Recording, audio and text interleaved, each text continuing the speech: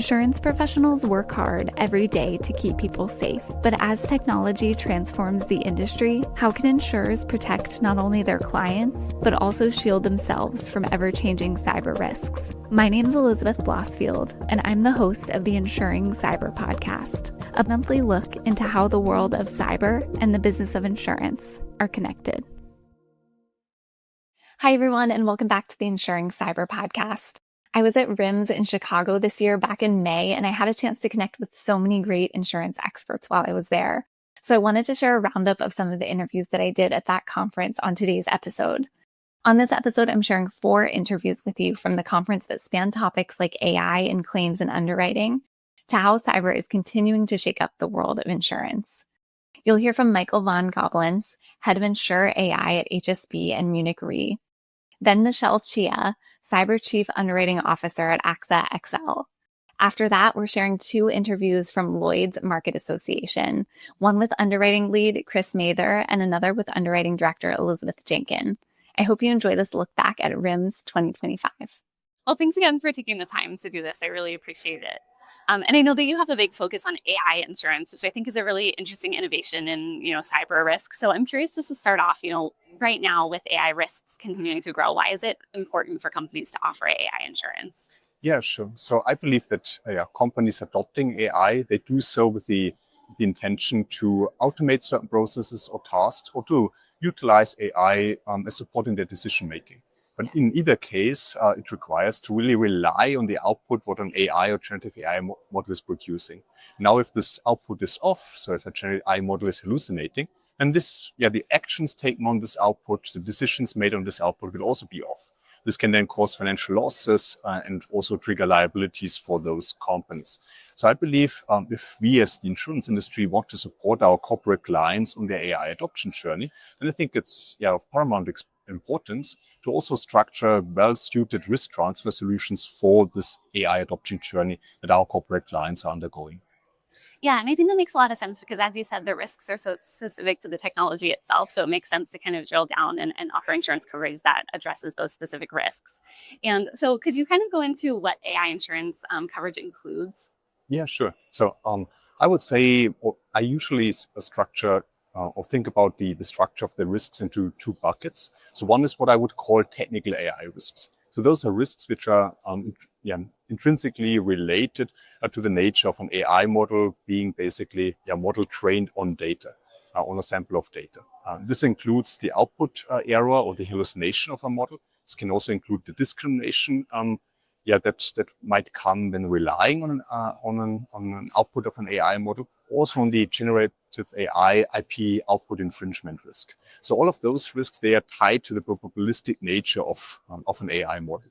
Then the other bucket of risk are essentially what I would call non-technical AI risks. So they can be amplified, those kind of risks, but they are not intrinsically related to the nature of an AI model.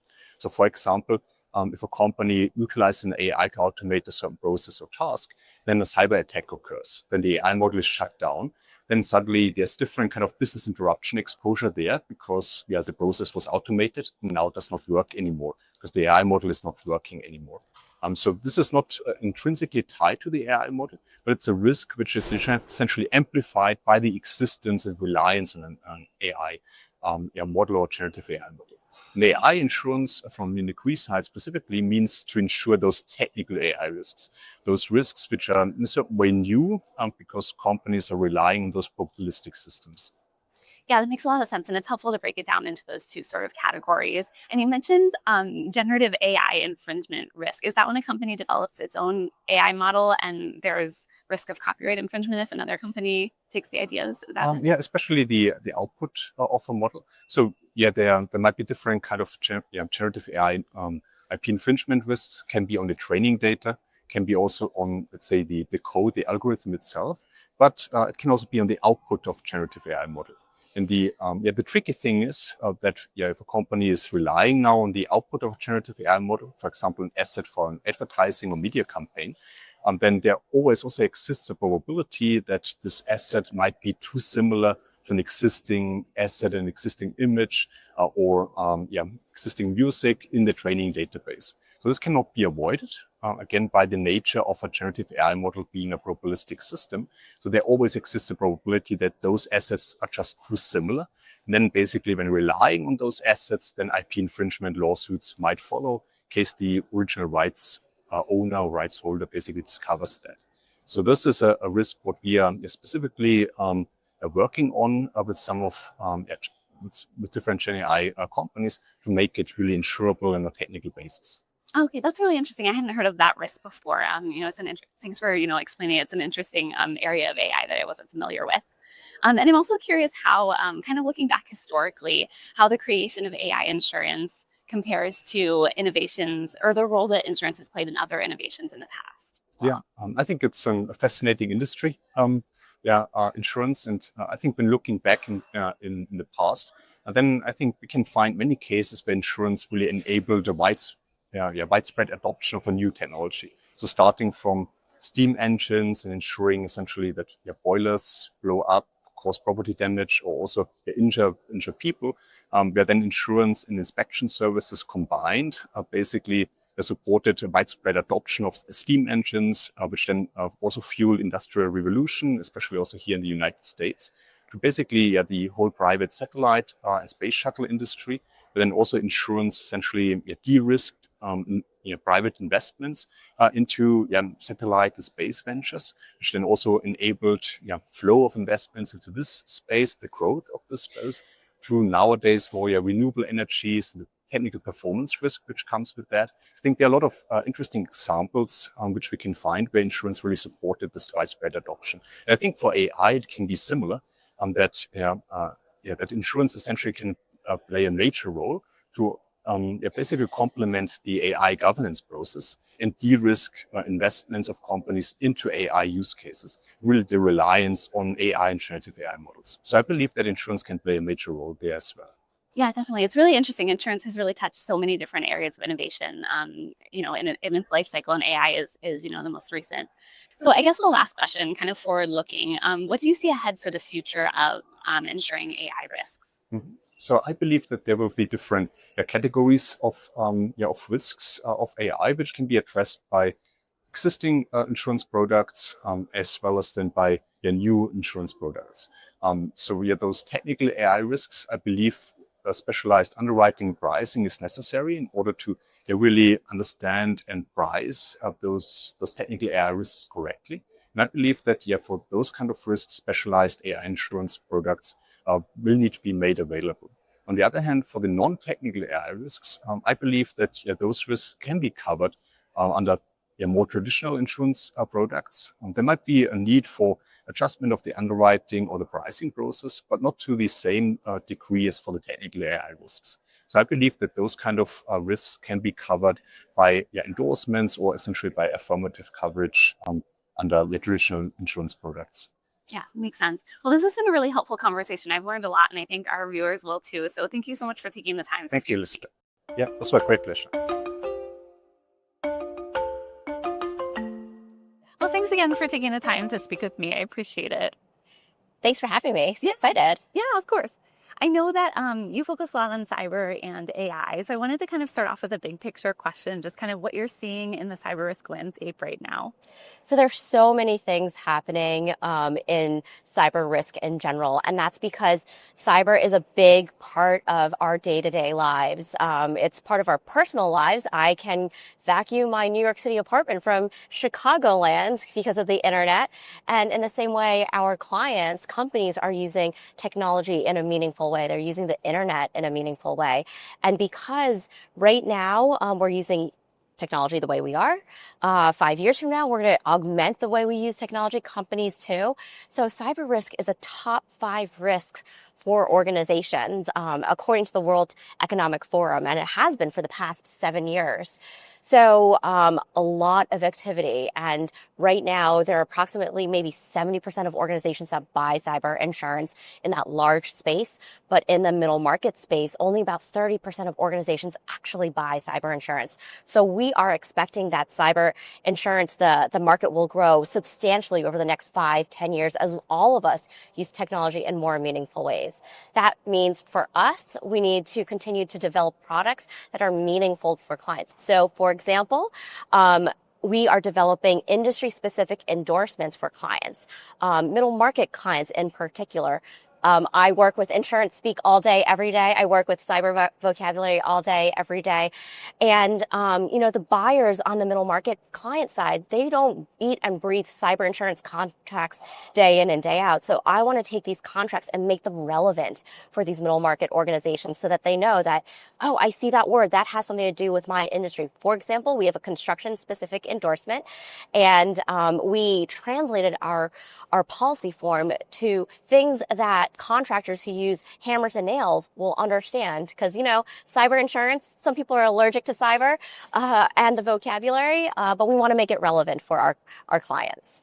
Yeah, and I think this is really an important piece of it, because there's so much sort of jargon in insurance and in cyber as well. And to make it relevant to each industry that you're serving makes a lot of sense, because then they can digest it easier. Exactly. That's what we're looking to do. Yeah, that's great. And then I know that AXA XL's cyber team uses threat intelligence and, incident data to sort of predict and manage emerging risks. Can you talk a little bit about that as well?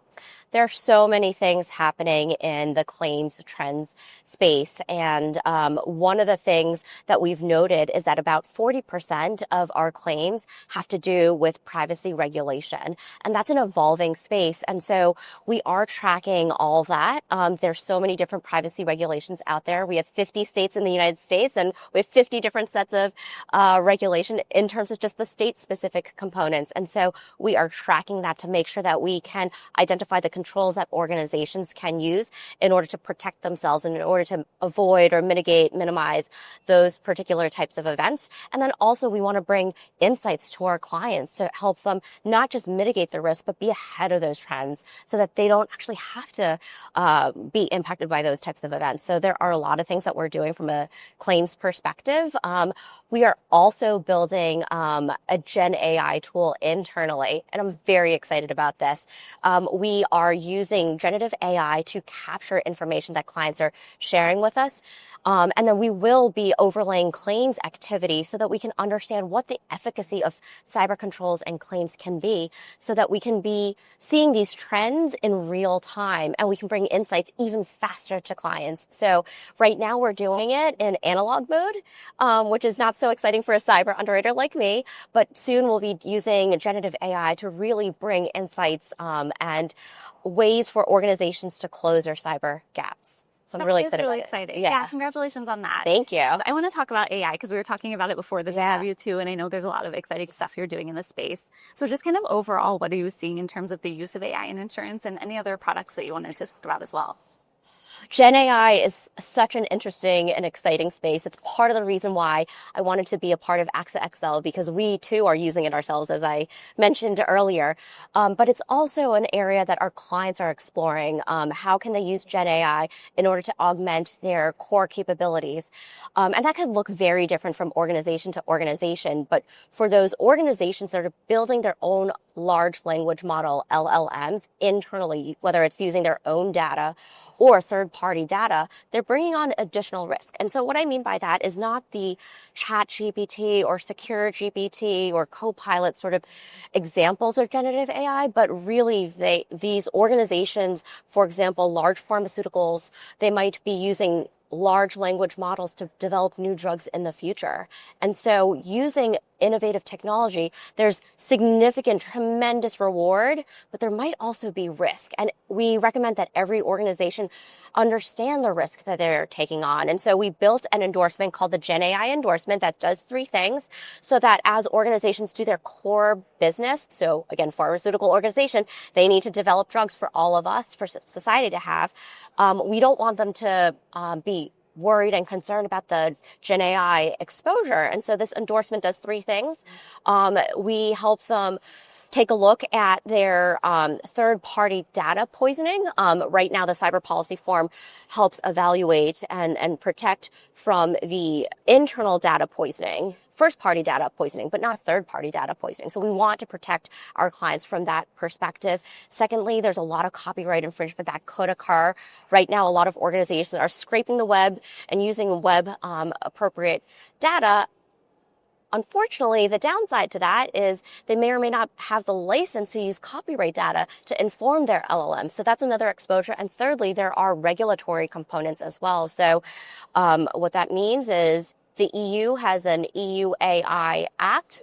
And right now, traditional cyber forms do not cover regulatory matters for Gen AI. And we want to make sure that, again, our clients have the right risk transfer protection. So we're very excited about this endorsement. I know that our brokers are really excited about it as well. And we've introduced it to some of our most sophisticated organizations, clients, and they're thrilled about that extra coverage. That's great. Yeah, this is very exciting. And as you said, there are plenty of opportunities as well as challenges to navigate. So it's exciting, all the work that you're doing in that space. Yeah. And then I guess just to end our interview kind of overall, what sort of emerging threats are you seeing that will impact insurance in the future? And how are you helping, or what's your advice to insurers, I guess, for navigating those? Yeah. It's a big question. It's a huge question. And I think I'm going to simplify it to the basics here. When I was in elementary school, I think this may be true for most of the audience, if not all the audience, I learned very early on the value of fire drills and learned, single file out the door. Everyone needs to stay calm, go to that specific field, at that meeting point. I'm now an adult in the working world, and we still practice fire drills. It's an important part of risk management. There's a cyber analogy to that, practicing the equivalent of a cyber drill. Organizations are starting to do that, to practice that, so that they can either mitigate or minimize a cyber event when it's happening, or to be resilient and get back up and running faster, right? One of the things that I think that we all should do a bit more is socialize it throughout society a bit more. How are we teaching children in schools who are using digital technology, whether it's iPads or laptops? They need to practice safe security with respects to cyber-related matters, because love it or hate it, we're stuck with this internet digital age. We're going to be using technology in more meaningful ways. I don't have a fridge that can order my groceries quite yet, but those exist. And there are these great conveniences in life. Conveniences are great. Like Gen AI, there are tremendous benefits, but there are substantial risks as well, and we need to be aware of them, and we need to practice safe cybersecurity in the same way that we've been practicing fire drills our entire lives and will continue to do that. We need to do that as well in the cyber world. So I guess my parting comment is, how can we as individuals practice safe cybersecurity for our personal lives? That translates to our employers. But also, how do we teach our children, our the next generation around cyber security, because it's important to all of us. Again, cyber risk is a top 5 concern for the past 7 years for organizations. I wouldn't be surprised if it's going to continue on for the rest of time, because we use digital technology in such meaningful ways. And so from that perspective, it's how can we all do our part? Yeah, and I think that's a great final point as well, because the more that it's ingrained in your muscle memory, the more that you do it, it'll just become second nature to sort of practice and make sure that you're protected. So yeah, thank you so much for everything that you shared. I learned so much, and it was great to connect with you. Thanks for your time. Well, thanks again for taking the time to speak with me. I appreciate it. It's a pleasure. Yeah, and it's great to meet you. I know that we're, we've seen a lot of shifts in the cyber threat landscape over the past few years. I'm curious how you've seen the Lloyd's market sort of adapt its policy wordings to keep pace with some of the evolving threats. I mean, cyber is a constantly evolving landscape. As a product, it's grown significantly from its origins, where it was predominantly looking after just breach response and liability, to include things like business interruption, ransom, and extortion payments.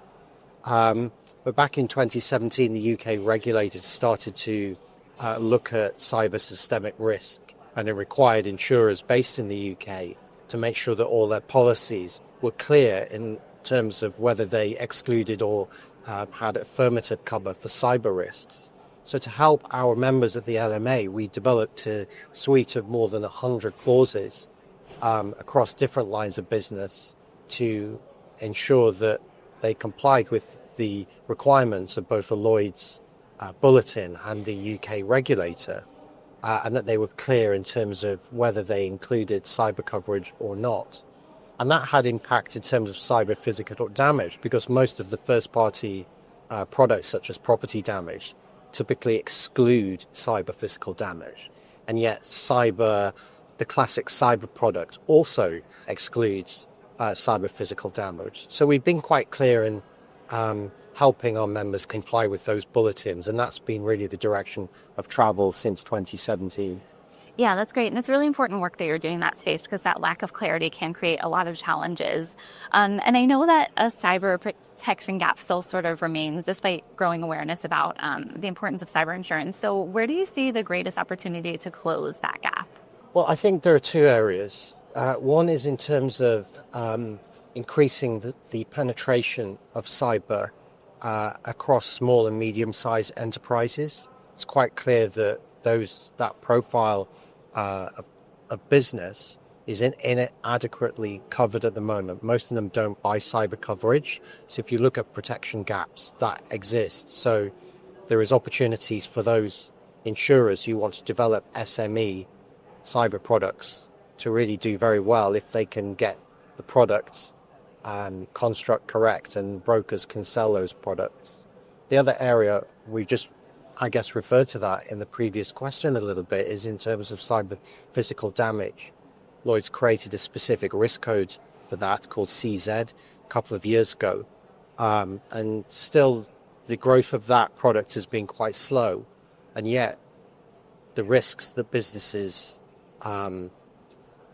experience now from cyber also include physical damage type perils, and yet typically it's not adequately covered at the moment. See, there are definitely opportunities there. Yeah, absolutely. And that was my next question about some of the opportunities in that space. Did you have anything else to add about the benefits of having cyber physical damage coverage?